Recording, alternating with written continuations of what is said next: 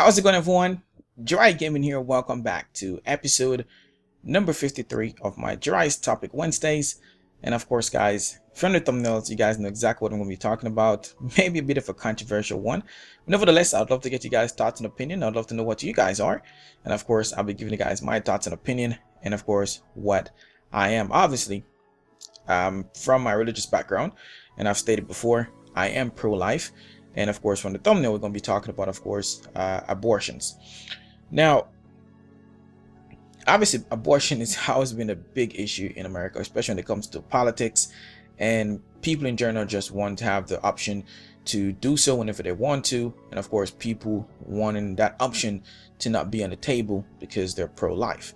Now, obviously, you guys know, if you've been watching my series, you guys know that of course, I consider myself to be a Christian. I was brought up in a Christian background, so therefore my belief is that pro-life is the way to go. We should not be taking the lives of any baby and so forth, etc.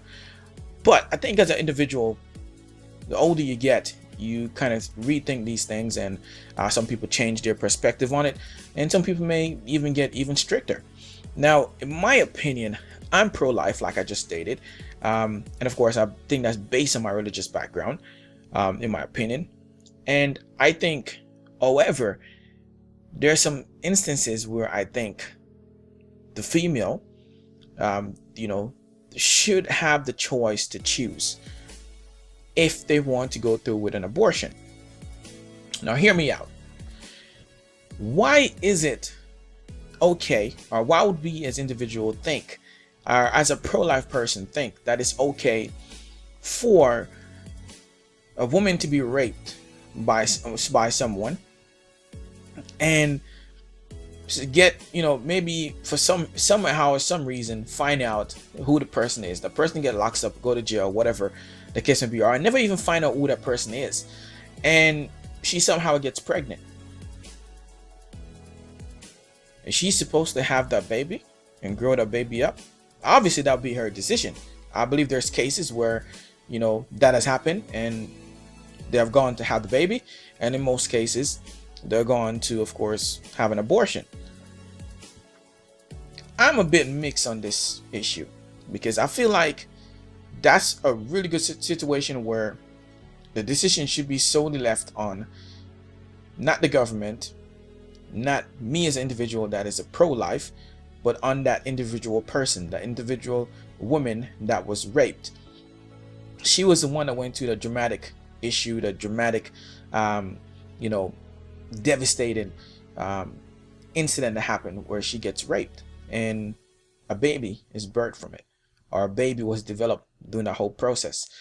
And why shouldn't she have the right to not want to bring a baby in the world? Because what's going to happen is there's a lot of possibilities that can happen. One, that baby being born into this world and being hated by, of course, the mom, because every time she look at that person, she's going to remember the day she got raped by that person's dad. That can be very devastating to that kid. Or two, she give that child up, basically following the same lane as the first one, pretty much not want to have that kid because of how much it's going to remind her of everything that happened, all the bad and traumatic stuff that happened while that happened or took place. So that person may get thrown into foster home, and don't even get me started in foster homes and how bad it can be for a child, and the fact that most of the kids that are brought up in foster homes don't come out to be very productive citizens, so to speak, because of all the stuff they go through. I'm not saying every one of them, but I'm just saying a lot of them don't come out to be, of course, the best they can be because of the families they get under, moving house to house. They some of the time build up a resentment, and sometimes a mindset that definitely leads them to a destructive path. So that's never a good thing too, as well, in my opinion.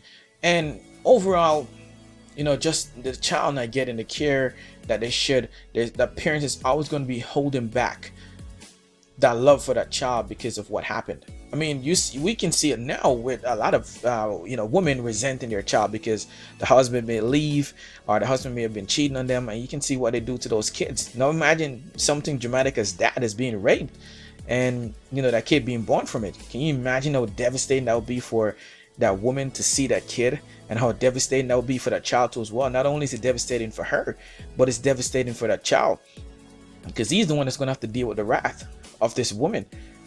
You know, a woman's scorn. I don't know if you guys have heard the saying, there's nothing like a woman's scorn. And you definitely don't want to be dealing with that as an individual. As a kid, you don't want your parents looking down at you, you know, your mom looking down at you and treat you like trash. Someone that you should be dependent on and should be expecting to love you. So just based on some of those facts and some of those issues, you know, I think those are where my issues, I think, lie. You know, if you have a situation where, you know, someone gets pregnant and the possibility of them pretty much dying giving birth or dying because of the pregnancy is very high, then I can see in a situation like that where, yes, they should be able to have an abortion to save their life. You know, those are discussions that should come in. I don't think it should be regularly accessible for accessible for people or anyone to just walk off the street and just decide, you know what, I got pregnant by you know, this individual, and he decided he don't want to be with him anymore. You know, I'm 3 months pregnant or whatever the case may be. I don't want to have the baby anymore. I don't think that's enough reason. You should have thought about it before you went and opened your legs with this person. You know, and that's part of the reason too as well, where we have now a lot of people just seem to be freely laying down, and a lot of people don't use condoms anymore. Like, there's no condoms anymore. I understand that is not it doesn't help a lot. Most people can't stand wearing condoms. You know, I'm one of them, but that doesn't mean that because I don't like it, I'm not going to use it. It's called protection. You know, it's called preventing you from catching different diseases, and not at the same time having, you know, a child that you don't want and have to, you know, be end up in the courts, or, you know, you end up divorcing or end up splitting up with your girlfriend because, you know, you never thought that, or you were never looking at her as being someone you're going to be marrying down the line. Why not use protection? So I think it's a two-way street for me. I think you should have some leniency to where, you know, we can make the exception to the rule, but I do think pro-life is the way to go to as well. I think if you're a little more stricter with that and let it be known, you know, that, hey, if you get pregnant for doing dumb stuff, then you'll be taking care of that child. That's the way it is. Maybe people start thinking twice about doing stuff. It's funny how in America we have this issue here, but I believe it's in China, if I'm not mistaken, or is it Japan, where they're having issues where young kids are just not having kids anymore. You know, they're too busy trying to make money and all these different things. You know, they're encouraging them to have kids. Can you believe that? In that country, they're encouraging them to have kids. They're being a little more leeway on the internet and so forth, so people can meet people. You know, in those countries, it's very bad for people cheating and so forth, etc. You can actually get time for that. You know, and they're being a lot more lenient on some of these things. A lot of things that they used to ban, they're being a lot more lenient on it. Not to get too much off topic, I really do think that, you know, pro-life is the way it should go, but I do think you have to leave options open for, of course, the individual that does have those you know, unforeseen circumstances where they should be able to make a decision on whether they want to keep the child or not, especially if it's just something that's being, you know, raped by someone you don't know, you know, at all, and you're supposed to give birth to their. I can just imagine how devastating that would be to that person, and then to bring that child into the world and all of, you know, molestation or whatever may be going on in that person's life, depending on the route they choose to go. And, you know, another different little aspects I think too as well pertaining to that as well. So let me know your thoughts and opinion in the comment section. Do you guys agree with me? Are you guys pro-life?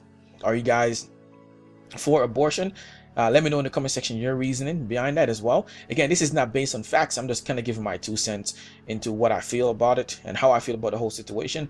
I feel like there's a lot of different, you know, stories on both sides, and so I think there is definitely a big discussion that we need to have. Too much people we're pro-life and that's it, and too much people we're for abortion and that's it. Nobody wants to meet in the middle, and I think this is me in a sense meeting in the middle. There should be a leeway on both sides, but I'm leaning more towards, of course, pro-life with, of course, those exceptions for, of course, someone that, you know, has been have that done to them. Let me know your thoughts and opinion in the comment section. Hopefully you guys enjoyed. If you did, be sure to leave a like, subscribe to the channel if you're new here, and of course, as always, I'm your host, JiraiyaGaming. Thanks for watching. See you in the next one. Peace.